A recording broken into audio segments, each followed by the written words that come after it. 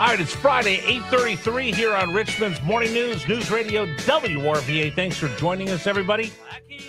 I'm Rich Herrera. We're joined on Fridays. We have the pleasure of welcoming our former senator and governor of this Commonwealth of Virginia, the great George Allen, joining us here on News Radio WRVA. Good morning, sir. Good morning, Rich. And I guess we're not on next week, but with all the Independence Day 250th, which will be a great weekend ahead. Then Susan and I will be at Monticello in the morning, and eventually to Williamsburg for the big program. What is that? Have you been there before? Day. Have you been there for the naturalization ceremony for at Monticello? Yeah. I actually, when I was a delegate, I was never able to go to it because there was always an Independence Day parade in Scottsville, and I always rode a horse during that, so you couldn't do both. But there was a few times. I remember Colin Powell spoke once that I was at Monticello. I think naturalization ceremonies are so inspirational. People from all over the world, different countries, and now they're pledging their allegiance to the United States and giving up any allegiance to any other government, monarch, or so forth.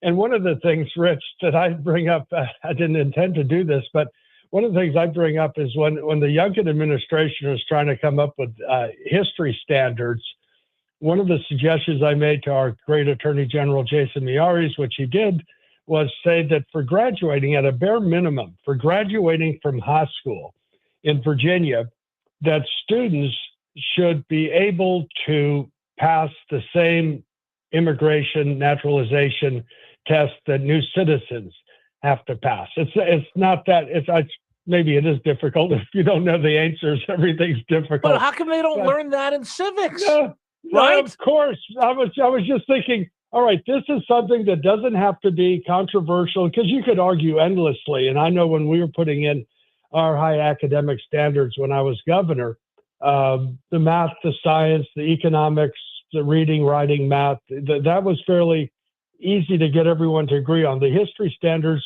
so they're more controversial. Let's say trying to figure out what are the 100 most important events in the 20th century. You'll agree on 90 out of 100, and right. The last 10 is where everyone will argue over. But I said, look, everyone, this is not partisan. You ought to know the three branches of government, how many senators there are in each state, how's representation, all the checks and balances. And they couldn't pass it through the legislature. And I asked Ann Farrell Tate and Lee Ware, the delegate from Powhatan, carried the bill. And there was only about one or two Democrats who voted for it. It got through the House, then got killed in the Senate. But I said, why are they against this? This is right. Because Tennessee does this, Texas. There are many other states that have that requirement. They said, they think it's too stressful for the kids. I said, well, heck, I mean, how are you going to know if they learn even those basics? And so anybody who's been to a naturalization ceremony has been inspired by it, and they're all proud that they passed that naturalization test, civics test, and we ought to have that in Virginia. But what they're doing, Rich, in Virginia, in every aspect in education, is just dawdling. We have the lowest cut scores for math. We've been talking about that this morning. We've been talking about that this morning, that Glenn Youngkin, as he's phasing in higher standards, said, okay, this is the year that we're going to start ratcheting up the cut scores. The cut scores are the bare minimum. So I explained it earlier, sir, that I said, you know what? A lot of places you'll see this sleight of hand. Vice President Harris did this when she was the AG in California. In order to get the crime rates to come down, she just lowered the standards or raised the amount that you had to be a felon. And all of a sudden, boom, look, shoplifting's dropping precipitously.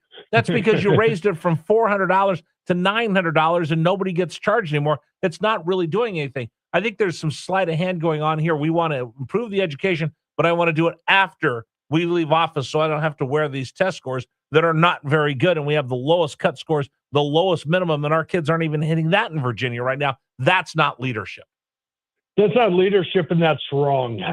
Rich, the first time we met was at an event. It was called Racial Reconciliation. It was focused on Brown versus Board of Education and how is education changed since the integration or desegregation of schools. And a lot of governors showed up there, including me. And I recollected when I came in as governor, the only standard was something called a literacy passport, which was a 6th grade level test. And even there, the third of the students didn't even pass that. That's all that was required. And so we made this a major, major focus. We called it the Champion Schools Initiative because I consider education and law enforcement to be the top 2 responsibilities of a state government. And the way you pay for it is with a vibrant economy where people are working, businesses prospering, you get revenues in. But it takes some patience to put in the standards, get agreement. And we had our standards in Virginia at the end of our term were rated the best standards in the country.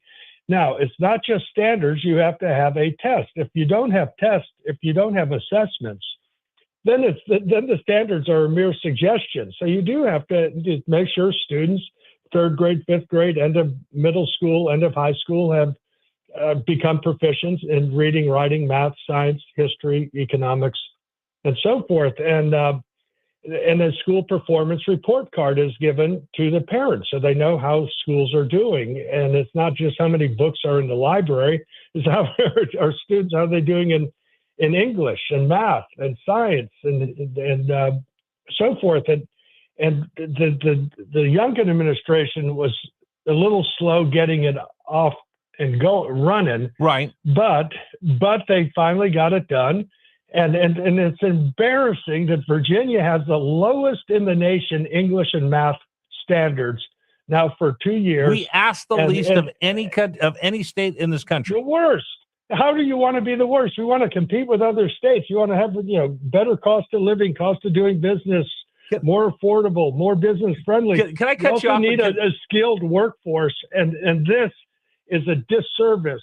Especially to disadvantaged young students. Let me interrupt you for a second. What would your dad say if someone came to him and said, Coach, I think we want to have the lowest standard. We want to have the lowest threshold of any team in the National Football League. We want to be able to tolerate the most penalties and the most blown plays and have the lowest standard and still call us winners. What would your dad have said? If anybody suggested that to my father, he would have said,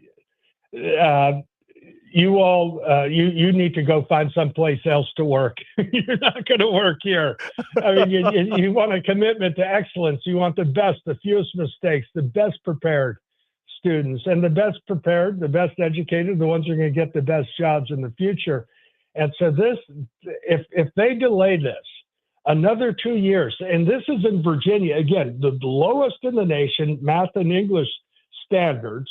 So you have these inflated feelings, and that's the problem with you passing school children on year to year, and it's something that it makes them feel good, but they're really not achieving anything.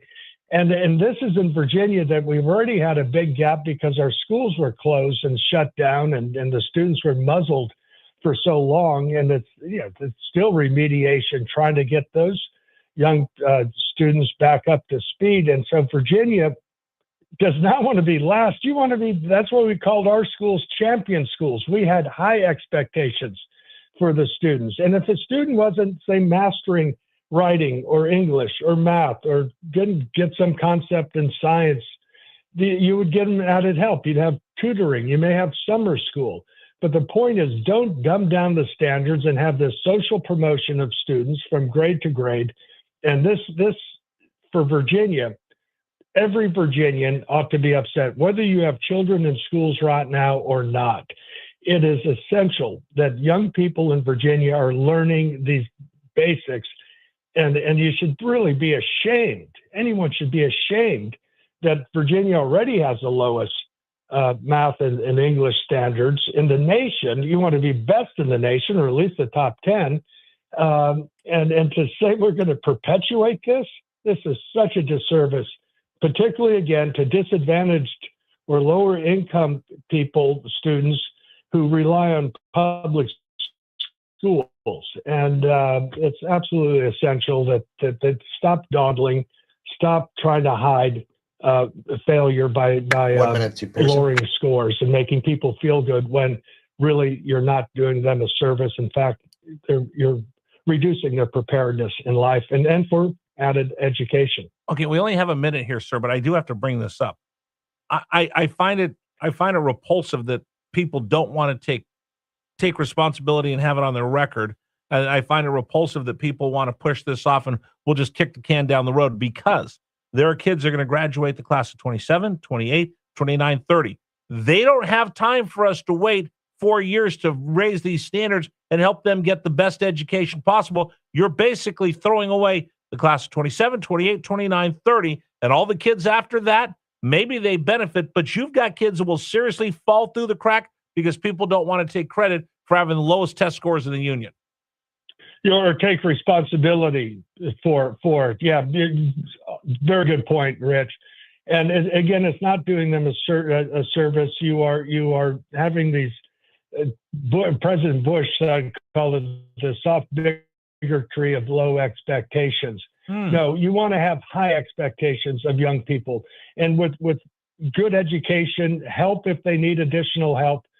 The point is, students can learn. We proved it. When I was governor, we proved it, and it followed through. Governor Gilmore kept it in place. Governor Warner, Mark Warner, kept these high standards of learning and accountability in place. And so it's one of the best indicators of how someone will do in life is how well they do in school and how well educated they are. A good home matters a great deal as well, but education is so essential as a ticket for people to lead a successful, self-reliant, and more prosperous life. And it does them no service. In fact, it is a detriment if you just pass kids on from grade to grade and they graduate without the skills they need. In fact, you see in a lot of higher ed, they have to teach remedial courses in colleges because they're teaching subjects that should have been learned before someone graduated from high school. And Virginia is dawdling and mired in worst in the nation. And that's just a disgrace. It's embarrassing. And it's not what anybody in Virginia should tolerate. In fact, I would hope that people will let their delegates, their state senators, the governor, the state board of education know that, hey, stop screwing around here with our kids. Our kids, young people need a better education. Don't try to fool us with these lowest in the nation, worst in the country standards in math and in reading, because those are important basic subjects. And by the way, hats off to the Board of Education for standing up saying, no, we are not going to delay this. We are not going to let more kids fall through the crack. Sir, if that's good. And that's a mixture of people. If the Board of Education said we're not going to dawdle and delay, that means it's a bipartisan group. Some of those are Governor Spanberger appointees, and some of them are Governor Youngkin appointees. So good for them for not listening to the teachers' unions and those who want to avoid accountability. Governor, I want to wish you the very best 4th of July ever, and of course to your beautiful wife and the entire family. Enjoy Monticello and in Williamsburg, and I'll probably talk to you before then, but I just want to make sure that I thank you for coming on with us. You know how much it means to me. You know how much it means to our listeners, and our personal relationship is one of the byproducts. I told you when we first got together, I would always tell your brother, Bruce, hey, you're great, but I really want to hang out with your brother, George, and that's come true. So I just want to wish you a very best Independence Day. Well, it's a great day in history of the preservation or protection of our natural rights, of individual rights from our Creator, and that we can govern ourselves rather than being told what others, some monarch or some authority telling us. And this experiment in our republic of self-governance has to continue on. And part of that is freedom of expression. And obviously your radio show, Rich, is one that gets that freedom, that First Amendment right out there to the people to make sure that they're standing strong and positive for freedom. You're the best. Thank you, sir. We'll talk to you after the 4th of July weekend. We'll continue with you. It's News Radio WRVA. Appliances on Lakeside again voted #1 in Central Virginia. Come see our large selection of the latest appliances from GE, Whirlpool, Miele, Wolf, Sub-Zero, and more. Come explore our hot deals at Appliances on Lakeside. Are you a caregiver for a family member? Comfort Keepers provides companionship, personal care, meal preparation, and other services that help people live full, independent, and dignified lives within the comfort of their own homes. Call Comfort Keepers at 804-750-1123. All right, let's remind everybody that